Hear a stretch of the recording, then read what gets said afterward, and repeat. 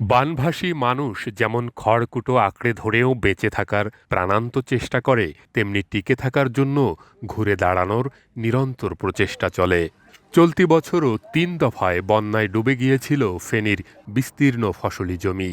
কেউ হারিয়েছেন বীজতলা, বালু জমা হয়ে কেউ বা আবার হারিয়েছেন জমির উর্বরতা। তবুও হাল ছাড়েননি কৃষক। বুকের ভেতর জমে থাকা ক্ষত নিয়েই নেমেছেন ফসলের মাঠে, দুচোখে সোনালি স্বপ্ন আমন ধানের। চলতি বছরও বাঁধ ভাঙা পানির তোড়ে জেলার অন্তত ২৯,০০০ কৃষক ক্ষতির মুখে পড়েছেন। ক্ষতিগ্রস্ত কৃষি জমিতে আবাদ করা আউশ, আমন বীজতলা, গ্রীষ্মকালীন সবজি ও আদা ক্ষেত একেবারে নিশ্চিহ্ন হয়ে গেছে।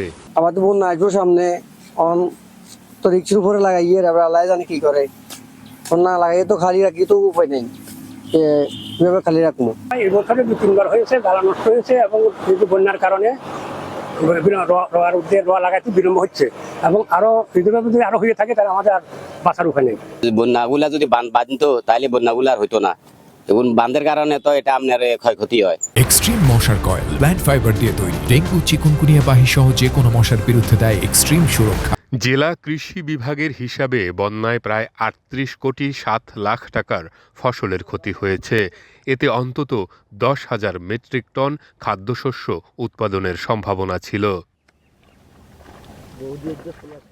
জেলা কৃষি অফিস বলছে, আবাদ বাড়াতে দেয়া হয়েছে ভর্তুকি ও কৃষি সহায়তা।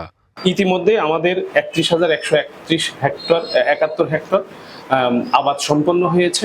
আশা করছি আমরা এই মাসের ভিতরেই আমাদের যে লক্ষ্যমাত্রা সেটা ছাড়িয়ে আমরা অতিরিক্ত আমন আবাদ করতে সক্ষম হব ইনশাআল্লাহ। তবে আশঙ্কা থেকেই যাচ্ছে।